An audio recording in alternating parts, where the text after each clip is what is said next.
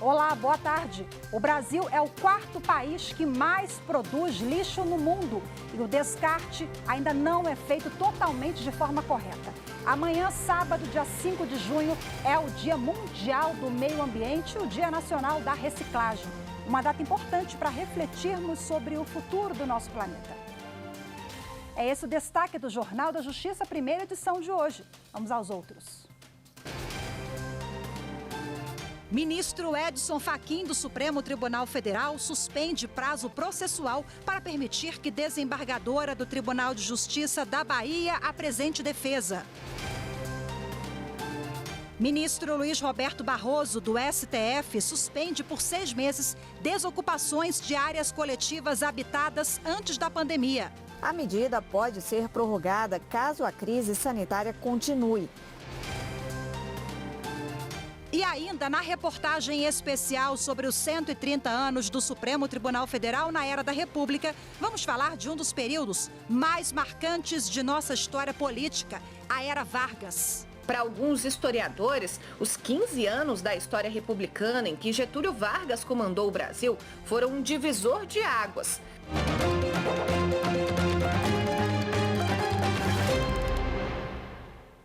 O ministro do Supremo Tribunal Federal, Edson Fachin, suspendeu o prazo para a desembargadora do Tribunal de Justiça da Bahia apresentar defesa. Ela está presa e acusada de participar de um suposto esquema de venda de decisões judiciais. O ministro do STF, Edson Fachin, atendeu em parte o pedido dos advogados da desembargadora Lígia Maria Ramos Cunha, presa desde dezembro. Ela é acusada de participar de um suposto esquema de vendas de decisões no TJ baiano para regularização de terras. Ao suspender o prazo processual, Fachin apontou o risco ao direito de defesa, pois a questão nem chegou a ser apreciada pelo relator no STJ. E essa decisão vale até que o relator do processo no Superior Tribunal de Justiça examine pedido de acesso a provas. A defesa da desembargadora Lígia Maria Ramos pediu ainda a revogação da prisão preventiva, mas o ministro Edson Fachin não verificou ilegalidade e flagrante para atender o pedido. O ministro Luiz Roberto Barroso suspendeu por 6 meses ordens de despejo ou desocupação de áreas habitadas antes da pandemia. O objetivo é evitar que as pessoas dessas ocupações fiquem ainda mais vulneráveis durante a pandemia da Covid-19. A medida pode ser prorrogada caso a crise sanitária continue. O ministro Luiz Roberto Barroso proibiu ações administrativas ou judiciais que resultem em despejos, desocupações, remoções forçadas ou reintegração de posse em imóveis que representam moradia ou área produtiva de população vulnerável. Segundo a determinação, a família não pode ser despejada por decisão liminar da Justiça, ou seja, sem direito à defesa prévia. Além disso, cada caso deve ser analisado por causa da vulnerabilidade das pessoas nesse momento de crise sanitária. O ministro atendeu ao pedido do PSOL, Partido Socialismo e Liberdade, para evitar que essas desocupações violem direitos como moradia, vida e saúde da população. Na ação, o partido afirmou que mais de 9 mil famílias foram desalojadas e quase 65 mil estão ameaçadas de despejo, muitas vezes sem direito à defesa. O ministro Luiz Roberto Barroso considerou uma terceira onda da Covid-19 e afirmou que, por isso, a suspensão de despejo por 6 meses se faz necessária. Mas a decisão não vale para as áreas habitadas depois de 20 de março, quando foi declarada a situação pandêmica por causa da Covid-19.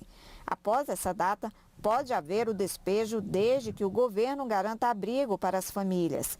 Além disso, a determinação do ministro não vale para moradias em áreas de risco, quando a desocupação se faz necessária para combater crimes e quando a invasão é em terra indígena.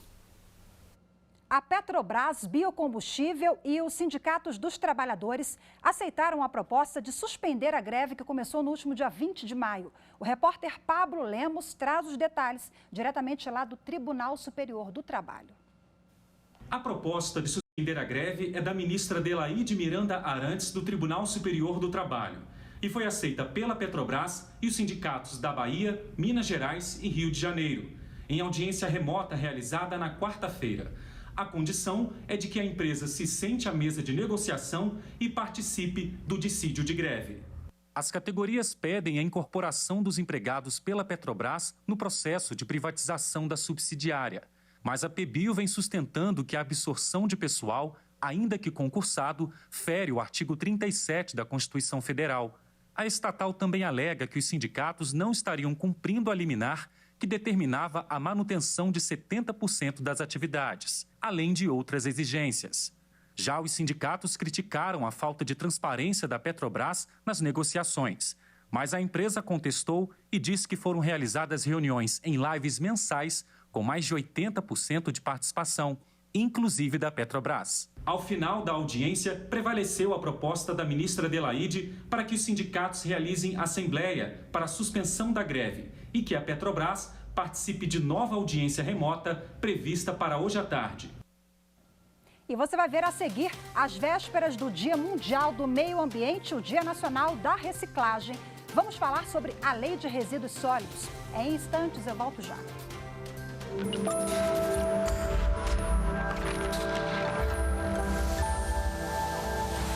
A Constituição é o principal instrumento legal da sociedade, né? Ela é a grande responsável pela efetivação das normas e os efeitos destas normas na sociedade. É a proteção do Estado democrático. É ela quem proporciona igualdade da lei e justiça para os cidadãos na mesma medida e sem qualquer distinção.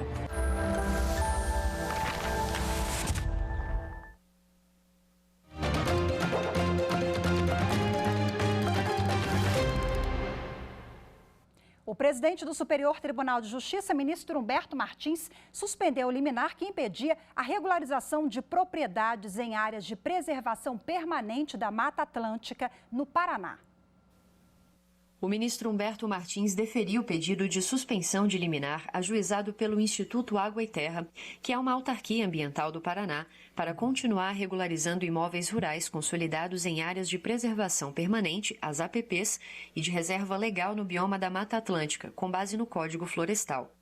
De acordo com o presidente do STJ, o Supremo Tribunal Federal declarou a constitucionalidade de dispositivos do Código que autorizam a permanência de atividades agro-silvipastoris, de ecoturismo e de turismo rural em propriedades já estabelecidas em APPs até 22 de junho de 2008. O ministro Humberto Martins suspendeu a liminar que proibia o Instituto Água e Terra e o Instituto Brasileiro do Meio Ambiente e dos Recursos Naturais Renováveis, o IBAMA, de cancelar penalidades aplicadas e de realizar a inscrição no Cadastro Ambiental Rural de propriedades onde houver supressão ou ocupação não autorizada de vegetação remanescente da Mata Atlântica.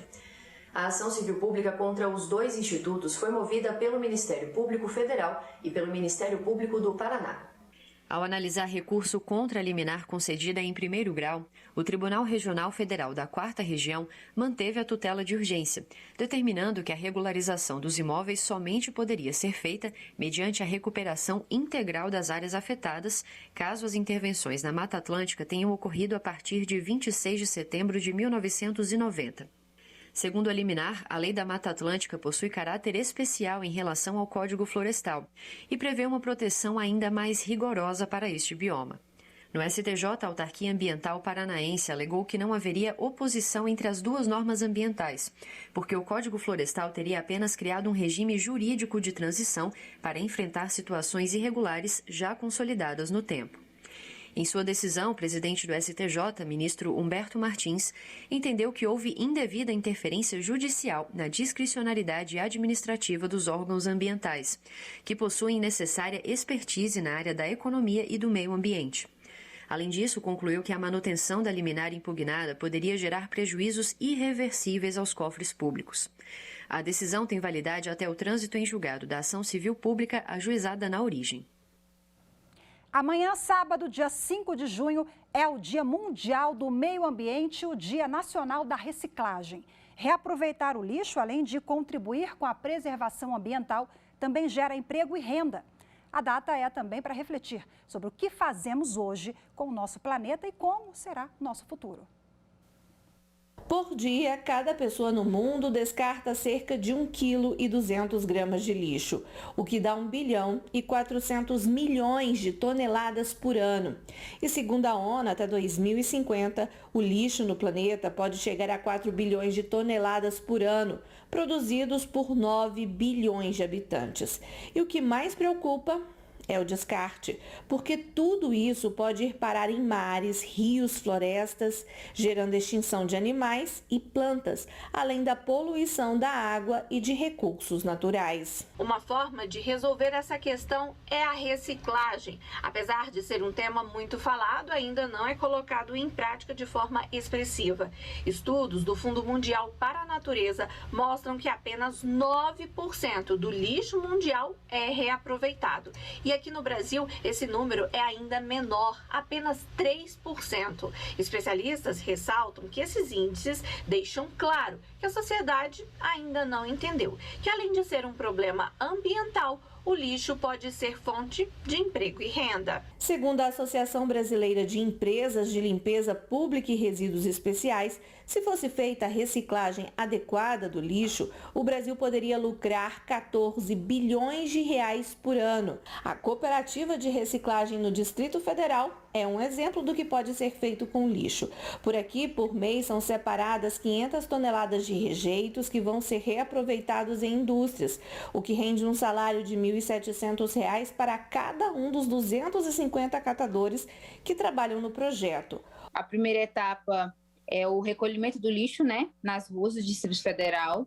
Esse lixo, essas coletas vêm aqui para os galpões que estão alojados aqui, e aqui é feita a segunda etapa do processo, que é a triagem de todo o material, o que é reciclável e o que é rejeito, né? Então, assim, a gente tenta ter um maior aproveitamento da triagem de todo esse material. Daqui, esse material já sai fardado, que aí já é mandado diretamente para as indústrias, no caso, né? Outra forma de reciclar é na construção civil.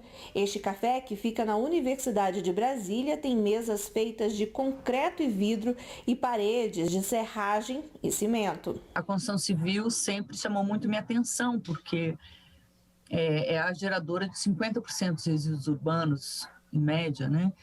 E também consumidora de grande parte, mais de 50% dos recursos que são retirados da natureza. O Café das Letras na UNB, por exemplo, foi um projeto que eu fiz na década de 90, em que a gente aproveitou cacos de vidro para fazer as mesas, ao invés de buscar granito, né, que era tinha uma origem na natureza. Então, aproveitar esses resíduos com grafismos,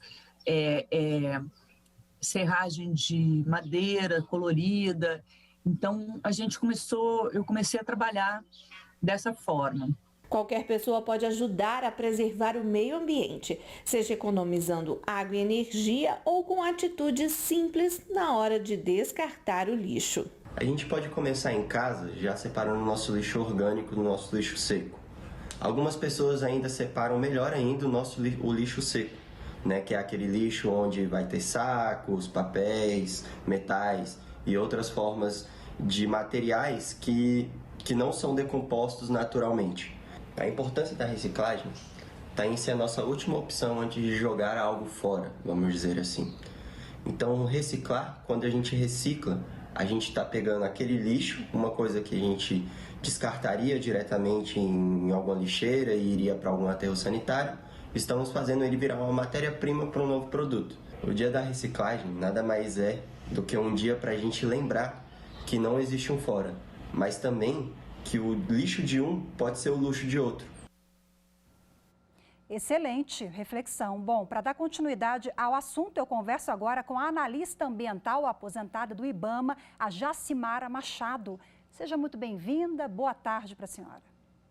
Boa tarde, Rafaela.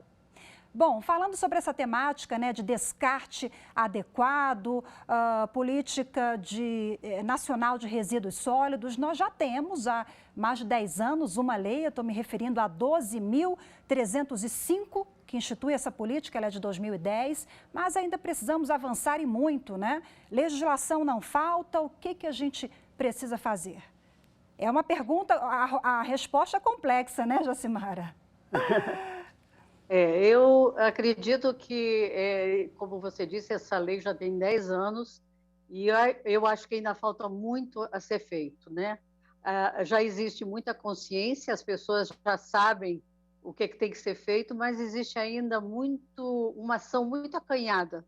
É claro que existem vários desafios em relação a colocar em prática essa lei, e uma delas que eu gostaria de citar é a questão da responsabilidade compartilhada. Hoje, no momento em que você tem um custo maior em relação ao transporte dos resíduos de grande porte, você tem um custo, e quando você tem esse custo, já mexe no bolso das pessoas. E aí você tem um entrave muito grande para fazer com que o resíduo retorne, esse resíduo de grande porte retorne, vamos dizer, para a indústria de reciclagem.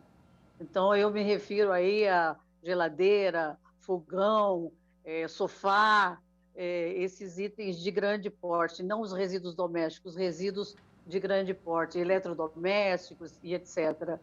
Então, eu vejo aí um entrave bastante grande.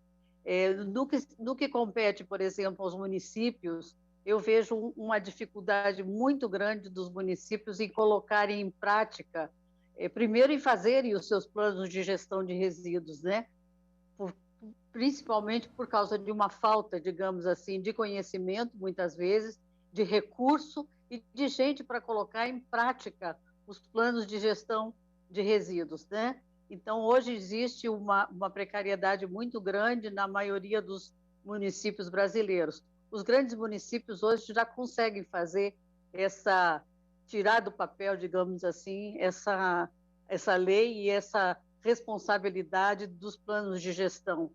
Então, é uma dificuldade que eu vejo, um grande desafio em relação aos municípios. Vejo também uma falta de metas a serem colocadas aos prefeitos, né? ou também aos responsáveis por colocarem os produtos no mercado, né? As indústrias, o comércio. Eu acho que falta ainda essa responsabilização por parte dessas entidades, desses atores, né, que fazem parte dessa cadeia. E, finalmente, falta um pouco ainda como eu vou dizer, uma padronização para que a gente consiga medir realmente o que é que se gera em termos de Brasil. Hoje, cada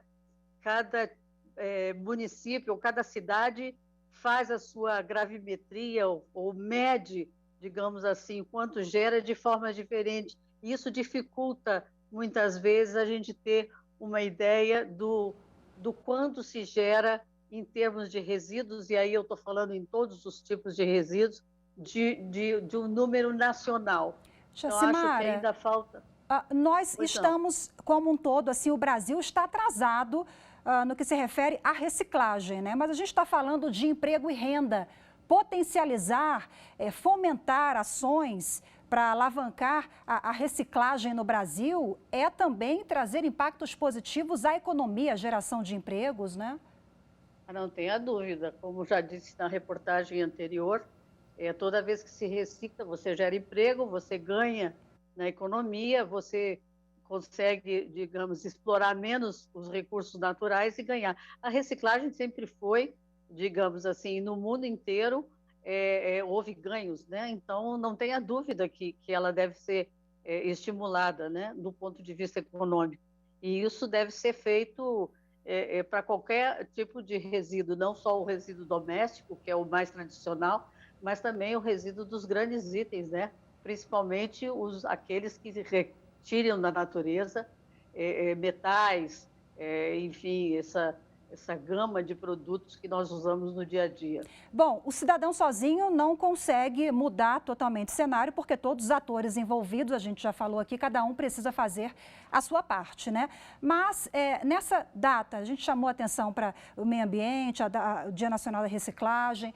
É importante chamar a atenção para quem nos acompanha agora, para que cada um faça também, mesmo que seja ali devagarzinho, até que a gente mude, vai demorar, mas enfim, ter a consciência e executar também essa consciência, colocar em prática é fundamental, né? Por favor, uma palavra para a gente finalizar. Jacimara. Eu acho que a consciência, como você disse anteriormente, né? Eu acho que cada um tem que fazer a sua parte. Eu acho que cada cidadão brasileiro tem a sua responsabilidade em relação não só à reciclagem, mas em relação ao meio ambiente. E, naturalmente, que para qualquer tema que nós estejamos falando, as autoridades governamentais têm que dar o exemplo. Com certeza. Senão a gente não avança, né? Qualquer tipo de ação que for ter, as autoridades governamentais, a administração pública, o governo tem que dar o exemplo. Ok. E esse exemplo vem de cima. Jacimara Machado, muito obrigada pela sua participação. Excelente tarde para você. Até a próxima. Obrigada, igualmente. Bom, e a TV Justiça preparou uma série de reportagens sobre decisões do Supremo Tribunal Federal relacionadas ao meio ambiente, que essas reportagens elas vão ao ar na semana que vem, ao longo da nossa programação. Não perca. E você vai ver a seguir na reportagem especial sobre os 130 anos do Supremo Tribunal Federal na Era da República. Vamos falar da Era Vargas. Em instantes, eu volto já.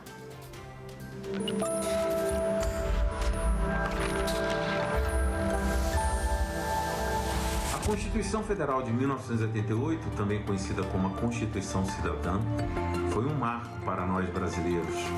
A democracia saiu fortalecida, principalmente no que concerne às garantias individuais e coletivas. Foi um momento de crescimento. Toda democracia tem que passar por isso.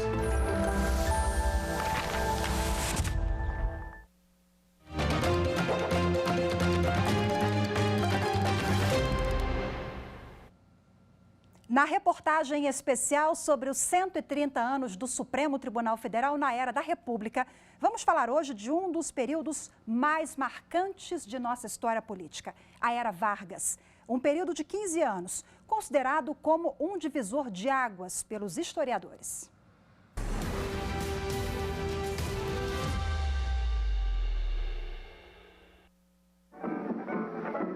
Nós vamos ter transformação nesse Brasil verde e amarelo. Era Vargas. Entre 1930 e 1945, o Brasil foi governado por Getúlio Vargas.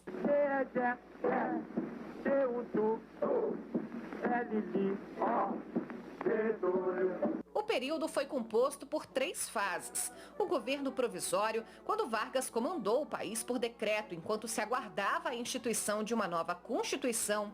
O governo constitucional, em que ele foi eleito para governar transitoriamente, e o Estado Novo, quando o político lançou um golpe de Estado, fechou o Congresso Nacional e assumiu uma posição autoritária para se manter no governo.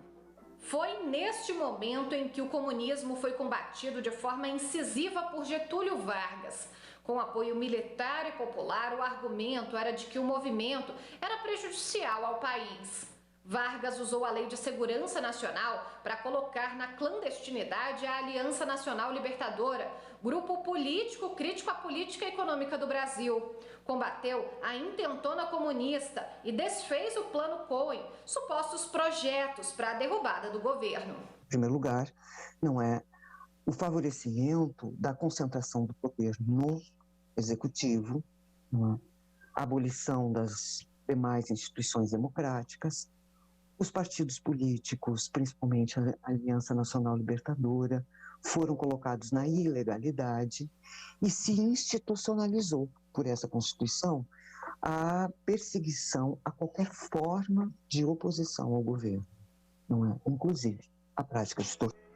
Ao longo da Era Vargas, o Poder Judiciário também passou por grandes interferências do Executivo, com a aposentadoria compulsória de ministros do Supremo Tribunal Federal, a diminuição de 15 para 11 cadeiras na Corte e a instituição de um tribunal especial para julgar crimes políticos. Os julgamentos de alguns habeas corpus no STF ficaram marcados na história, como o do ex-ministro das Relações Exteriores, Otávio Mangabeira, que foi preso durante a ditadura de Vargas. E de lá da prisão, ele fez alguns habeas corpus. Chegou ao ponto, veja como era a coisa difícil para o funcionamento do STF, chegou ao ponto de num desses habeas corpus, haver um empate empate no número de ministros que concedia e dos que negavam. Pois bem, houve um debate cruel para se chegar à conclusão de que no empate solta o preso. Isso é só para demonstrar a dificuldade que se tinha para o funcionamento do habeas corpus, que é o que protege a liberdade do cidadão. Para alguns historiadores, os 15 anos da história republicana em que Getúlio Vargas comandou o Brasil foram um divisor de águas. De um lado, a ambivalência de ser responsável por um governo ditatorial e do outro, por ter consolidado importantes direitos sociais, como a consolidação das leis do trabalho e o voto feminino. Se, por um lado, perde-se muito, né, no que se refere ao campo da participação da cidadania, da democracia, etc., ganha-se em outras áreas, né? Avança-se muito, né, no que se refere ao planejamento da nação. Grande parte da identidade do Estado brasileiro foi construída nessa época. Então, grandes leis, grandes códigos. É claro que essas leis e códigos, que elas são parte da Constituição de 37, elas são vistas de outra maneira quando elas são interpretadas perante uma Constituição democrática. Mas são ainda fruto desse período de maior centralização e de maior autoritarismo.